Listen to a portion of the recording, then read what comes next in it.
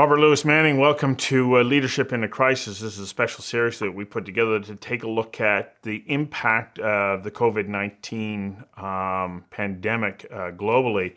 And I got thinking about you and your organization because at the Chamber of Shipping here in BC, you are connected to the world. How has this pandemic affected shipping operations that are coming into the west coast of Canada? And what is the Chamber of Shipping doing along with the whole host of different shipping companies and agencies that are at work to ensure the goods are still moving? Well, what a dramatic change it's been, Stuart. 5 weeks ago, we were talking about rail blockades, and then the world changed pretty quickly. And it's been a fascinating change and response. And I guess the most significant change is that everybody is focused in on people and the safety of people, and that happens at a family level, at a community level, and at a workplace level. And in our world, there's really three parts of the workforce that are important. There's the longshoremen that load and unload ships in ports. There are the seafarers on board the ships, and they come from all over the world. And then there's the pilots that navigate the ships in and out of our ports. And they all have different challenges in a situation like this. So for the last 3 to 4 weeks, every bit of our energy has been focused on supporting those three demographics and finding the safest way to operate in an environment that's completely changed in 3 weeks. So it's been fascinating. So to that end, what are some of the measures that you've taken? So I think the first thing was just getting people to talk. And we, oddly enough, I referred back to 5 weeks ago, because 5 weeks ago when we were dealing with rail blockades across the country, we started a industry-wide conference call just to bring all the stakeholders together to share information. Well, we transitioned that same call into a COVID theme, and we in effect are doing the same thing, sharing information as quickly as possible so that we can find solutions. So a lot of the things that have happened have not been anything that the Chamber of Shipping has done specifically, but to bring people together to have those conversations. And you can see those conversations have morphed into other conversations. So the federal government now has a weekly call with industry stakeholders to give their perspective on policy development. And there's been a lot of policy change very quickly. You see the BC Maritime Employment Association leading a call from the perspective of shoreside labor. And then you see the Pacific Pilotage Authority and the BC Coast Pilots focused in specifically on how to get pilots on and off those ships safely. So, it's not any one organization that has changed everything. It's been the network that already existed coming together on a very focused and collaborative mandate to keep cargo moving. And it's been pretty amazing. I mean, there has been very little disruption in the chain, with one specific exception, and that's the cruise ship industry, which, as you know, a ministerial order directed that the cruise ship industry or the cruise ship season would be delayed at least until July 1st, in all probability longer than July 1st. Right. So it's good news to hear that goods are moving, because, I was reading an interesting statistic, and tell me if I've got this right. 70% of the Earth's surface is covered by water. 80% of the world's population lives within a couple of kilometers of coastlines, and about 90% of the goods around the world are shipped by ship on the ocean, and so it is vitally important that if we are going to get through this, we have to have the ongoing and efficient movement of goods to get to people, so that we can continue to navigate our way through this challenge.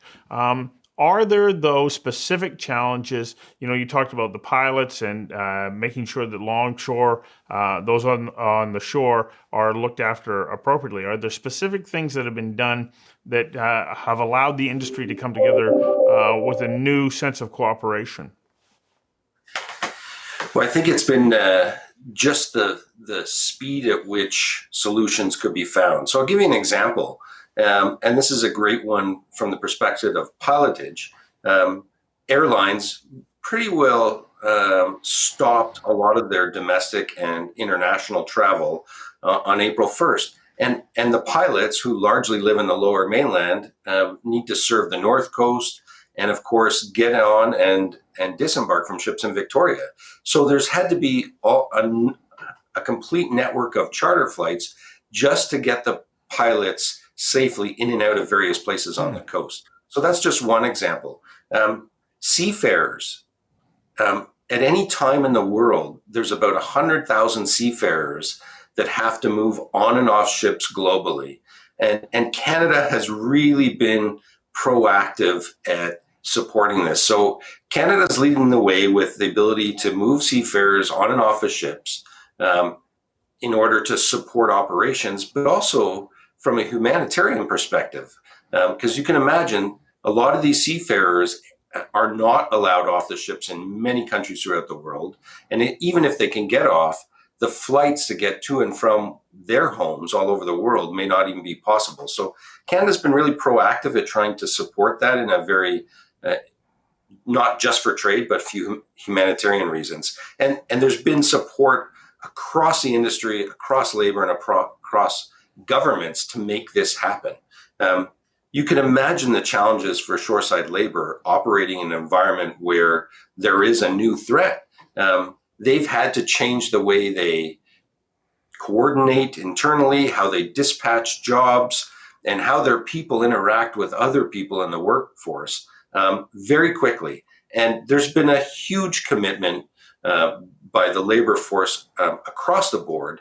And that goes into not just longshoremen, but the trucking industry and all the other supporting agencies that support inspections of vessels, for example, in making sure that that's done safely. And it's happened in incredible time. So it really is quite remarkable. And I think everybody understands the need to keep cargo moving. And there's kind of three parts to that, right? There's cargo that comes in that is essential to the medical efforts in Canada. There's cargo that's essential to people's lives and supporting people and communities. Then you have to move it around the province and Canada. And of course, in British Columbia, we have a lot of island communities. That cargo just doesn't materialize. It has to move through trucks and a marine network on BC Ferries, for example, and Seaspan and other companies. And then you've got cargoes that are destined for other places in the world. And that's really going to be part of Canada's economic recovery once we're past this pandemic. So yeah, very important reasons why this is important to all of Canada. So because there's such a dynamic interplay of so many different agencies and people, whether they're on the ships, on shore, in different aspects of transportation and handling, are there special protocols that have had to be instituted to ensure that there isn't going to be transmission of the disease? Because, as you pointed out, you're moving across jurisdictional lines, and the last thing that you want to do is to add fuel to the fire of the pandemic. So, what has the industry done just to make sure that they can flatten the curve, I guess, or ensure that they're not going to extend the distribution of this virus? Well, most of them would seem like common sense, but they're complex in their implementation. So I give the example of the pilot. The pilot that comes on and off the ship, that pilot has to, one, live in his own proper social distancing atmosphere. When he travels to his workplace, he has to do it in a means where he's not at risk. And then you can imagine from a ship's perspective, a ship's crew perspective, that is somebody who's getting on that could be transmitting the disease. So they're taking special protocols as they board and while they're on board the ship. And a lot of the bridges of ships right now look like hospitals. Everybody is in protective gear in order to ensure that they're not going to infect anyone. And it's been hugely successful. The same goes for the seafarers themselves. So no shipping company wants to have a spread of COVID-19 within a very small crew on board a ship when they're in confined quarters. So they're taking special measures such as enhanced cleaning routines on board. Many shipping companies are actually taking their temperatures of their crew daily, if not 3 times a day, in order to watch trends for crew's health and safety. And then they're making sure that their crews are keeping that social distance when they're alongside. So they're separating themselves from shoreside labor quite deliberately, and those protocols are in place. And when they do go ashore, because occasionally sailors or crew do have to go ashore, they're doing it in a way that cannot put that seafarer at risk or anybody local in the community or workplace. So it just makes everything more deliberate and planned rather than haphazard. And I think it's gone as well as it could be expected in such a short period of time. And this could be the way that we're going to operate for months, if not years. So it's good to get it right early. So it seems like an odd question considering we're all dealing with the challenges of this, but are there insights and innovations that have come about in this response that will make the industry more robust and even better in the future? I think the agility has been quite incredible. And if anything, what I would say is the traditional policy constraints that this very regulated industry is accustomed to working within, they haven't been forgotten. But in government, they've really empowered local leaders to move on decisions quickly when it makes sense. And that's been hugely helpful to the workforce in all its different capacities in getting on and implementing different protocols. So it has in some ways accelerated dialogue to deliver on outcomes quickly because they've been focused on very specific outcomes. And that is unique. And I think sometimes we all have a propensity to get delayed in endless debates about what is right or wrong, when if we all agreed on what the right outcome is first, we'd probably get there much more quickly. And that theme is in almost everything we do at the moment. Because shipping is such a global industry, are there things that we're doing in Canada that are setting a standard or examples for other jurisdictions to follow? And does that help to consolidate our global reputation? Stuart, I think Canada, and this is largely through the leadership of the federal government, has set a really positive example in 2 specific ways. One, they've kept their ports open and they've had very pragmatic approaches to managing the risk. So I'll give you an example. For most of the trades that come into Canada, ships have been at sea for up to 10, 14, and 20 days before they arrive here. Rather than imposing an additional quarantine period, they've asked the ships a number of questions in order to screen them for the health of their crews, understanding that those ships have already taken some amount of time, usually a lengthy period of time that's weeks long, to arrive in a Canadian port. So that's fairly progressive, and it seems like a small step, but there are other countries in the world where this has not happened, and it has slowed the entire process of trade.